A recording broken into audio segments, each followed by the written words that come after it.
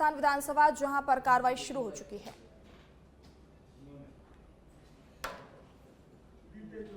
Number 523 इस report में पृष्ठ संख्या 59 से 63 में राजस्व विभाग के विनियोग लेखे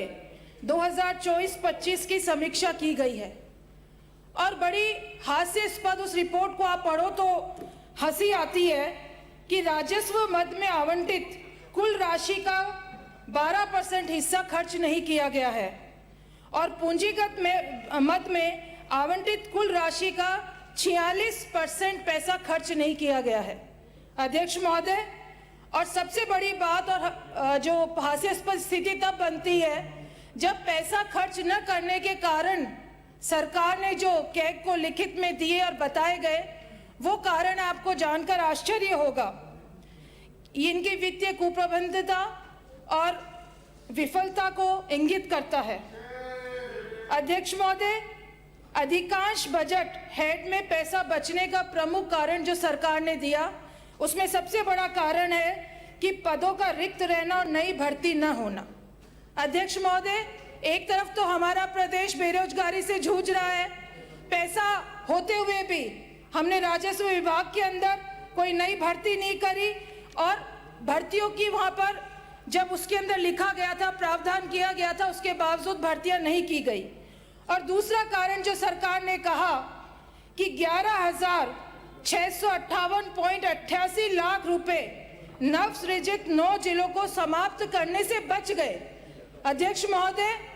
एक तरफ इनकी सरकार और मुख्यमंत्री हर जगह हर प्लेटफॉर्म पे बोलते हैं कि आनन फानन के अंदर पिछली सरकार के अंदर आखिरी वर्ष के अंदर जिलों की घोषणा करी, लेकिन मैं कहना चाहती हूँ इसी सरकार ने जवाब दिया है कैग के अंदर कि 9 जिले जो समाप्त हुए हैं जिनका प्रावधान किया गया था, बजट का प्रावधान किया गया था, वो पैसे इसलिए बच गए क्योंकि वो 9 जिले इन्होंने निरस्त कर दिए। ये सोचने वाली बात है। हमारी सरकार ने नए जिले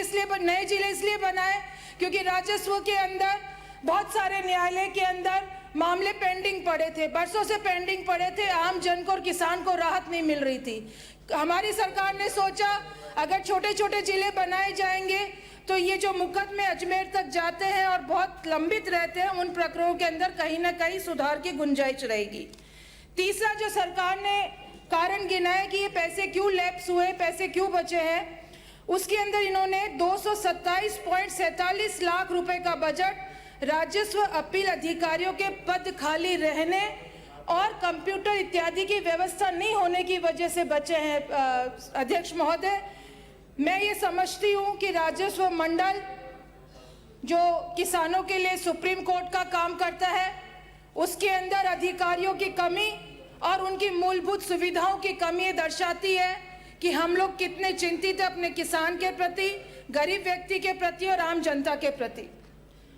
अध्यक्ष महोदय, इसमें से कुछ बजट हेड्स तो इन्होंने बताया ही नहीं है कि क्यों बच गए हैं, उनका कारण आज तक नहीं बताया, जिसकी वजह से कैग में बची हुई राशि भी इन्होंने सरेंडर नहीं करी है, जिस पे अपनी आपत्ति दर्ज करी है। अध्यक्ष महोदय, कैग की जो रिपोर्ट का सार है वो ये है कि व्यय की विसंगतियां और अपने वित्तीय कुप्रबंधन को दर्शाता है, पदों का रिक्त रहना, राजस्व विभाग के कार्यों के क्रियान्वयन में कमी आना और बची हुई राशि को सरेंडर न करना वित्तीय अनुशासनहीनता दर्शाता है। इस पे तो एक ही बात कहना चाहूंगी, उम्र भर गालिब यही भूल करता रहा, उम्र भर गालिब यही भूल करता रहा, धूल चेहरे पे थी और आईना साफ करता रहा। सभापति महोदय, अध्यक्ष महोदय, सरकार का आधा कार्यकाल गुजर गया और ये आधा कार्यकाल इन्होंने पिछली सरकार को कोसने में निकाल दिया। बाकी के बचे आधे कार्यकाल में आप क्या करेंगे वो तो आप बताएंगे, क्योंकि ये भी आज का विषय है दोपहर बाद में। लेकिन आपने जितनी ऊर्जा पिछली सरकार को कोसने में लगाई, अगर वो ऊर्जा आप आने वाले टाइम में क्या करेंगे, कुछ अच्छा होता, किसान हित में फैसले होते, आम लोगों के लिए, गरीब के लिए कुछ फैसले होते। अध्यक्ष महोदय, राजस्व विभाग जो है आम आदमी से जुड़ा हुआ विभाग है। ये किसानों को दोहरे रूप में मदद करता है एक तो उसकी भूमि के रिकॉर्ड को संधारित करता है और दूसरा किसान की भूमि जिस पर वो फसल उगाता है उसकी गिरदावरी का काम भी करता है। अध्यक्ष महोदय, हम लोग शहर के अंदर तो आबादी विस्तार आवश्यकता के अनुसार करते रहते हैं समय समय पर, लेकिन ग्रामीण क्षेत्र के अंदर हम लोग कभी ध्यान नहीं देते आबादी विस्तार के ऊपर। हमारा जो पिछला कार्यकाल था उसके अंदर राजस्व लगाए गए थे, राजस्व के अंदर जो काम है उनको निपटाने के लिए जगह जगह अभियान चलाया गया था और उस दौरान मैंने अपने मंडावा के अंदर, मलसीसर के अंदर, टमकोर के अंदर, झटावा और बहुत अन्य ग्राम पंचायतों के अंदर आबादी विस्तार के लिए काम करवाया था। लेकिन आज दिनांक तक आबादी विस्तार में भूमि तो चिन्हित हो गई, लेकिन हमारे लोगों को, किसानों को, आम जन को पट्टे नहीं मिल पाए हैं। अध्यक्ष महोदय, ग्रामीण क्षेत्र के अंदर इस बात पर ध्यान देने की आवश्यकता है कि ज़्यादा से ज़्यादा आबादी विस्तार का हम लोग काम करें, क्योंकि आबादी विस्तार नहीं होगी तो हमारे लोगों को, किसानों को, गरीब को पट्टे नहीं मिलेंगे और पट्टे नहीं मिलेंगे तो जैसे आवश्यकता होती है, बच्चों की शादी करनी पड़ती है, अपने बच्चों को बाहर पढ़ने के लिए भेजना पड़ता है, मकान की व्यवस्था करनी पड़ती है, शादी ब्याह की व्यवस्था करना पड़ती है, तो उनको लोन नहीं मिलता क्योंकि उनके पास पट्टे नहीं होते हैं। और बहुत सारी सरकार की लोक कल्याणकारी योजनाओं का भी लाभ उन लोगों को नहीं मिलता है। इस और भी मेरा माननीय सरकार से और हमारे राजस्व मंत्री का ध्यान आकर्षित करना चाहूँगी कि आप इस पर विचार करें, क्योंकि जनसंख्या बढ़ती है तो उसके परिप्रेक्ष्य के अंदर आबादी विस्तार भी गाँव के अंदर होना चाहिए। और मैं समझती हूँ कि आबादी विस्तार के अंदर बहुत से कारण होते हम नहीं कर पाते हैं।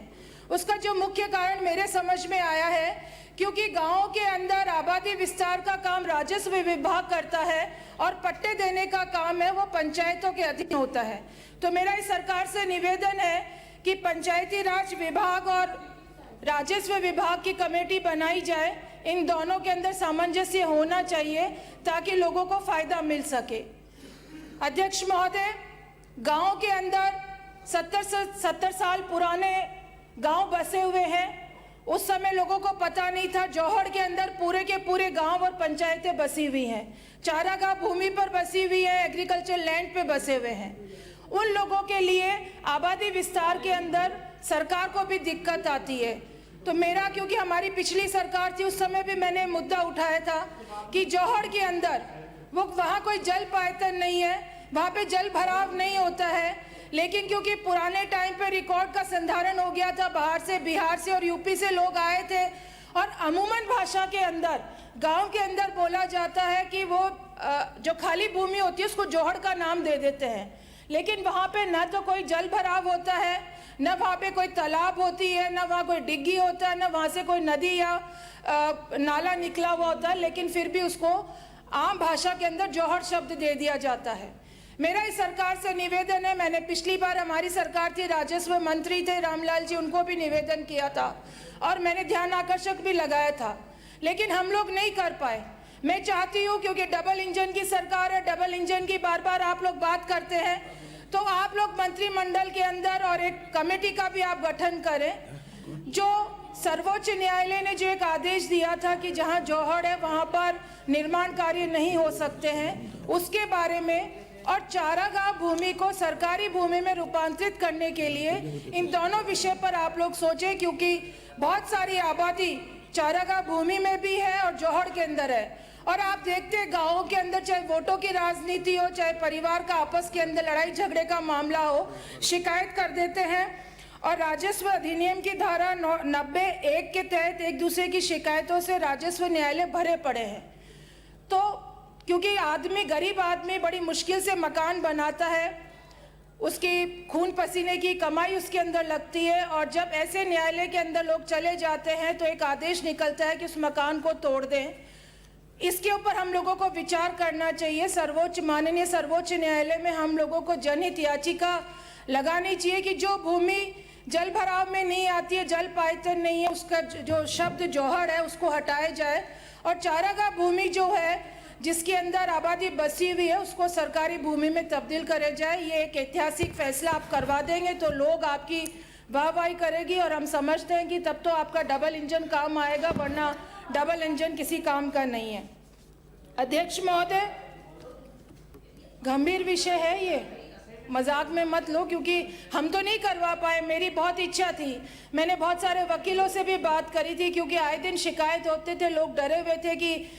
कब हमारा मकान टूट जाएगा, कब गांव उजड़ जाएगा। मैं अपने विधायक कोटे का पैसा उस गांव के अंदर नहीं लगा सकती, क्योंकि ऐसे नियम बना दिए विधायक विकास कोष के कि जब तक आपके पास टाइटल नहीं है वहाँ पे पैसा नहीं दे सकते हैं। और अभी कुछ दिन पहले हमारे एक सीईओ आए थे, उन्होंने तो अब तक तो काम होता रहा था, लेकिन उन्होंने कहा कि जौहड़ में से हम सड़क नहीं बनाएंगे। आप मुझे बताएं, आबादी क्षेत्र जौहड़ के इस तरफ और आबादी क्षेत्र जौहड़ के उस तरफ है, बीच में से लोगों का आवागमन है, लेकिन हम सड़क नहीं बना सकते। आपके अभी पता नहीं क्या है, झुंझुनू जिले में ही नया नियम वो सीईओ बना के चला गया, अब तो आपने हटा दिया, शिकायतें उनकी हुई, लेकिन वो नियम आज तक उन लागू है। हम लोग नहीं दे सकते। आप बताओ, जौहड़ में से जाना कोई प्रावधान है क्या? नहीं जा सकता है, आप वहाँ सड़क नहीं बना सकते। उस प्रावधान को भी देखें मंत्री महोदय, इस पे कुछ विचार करें आप लोग।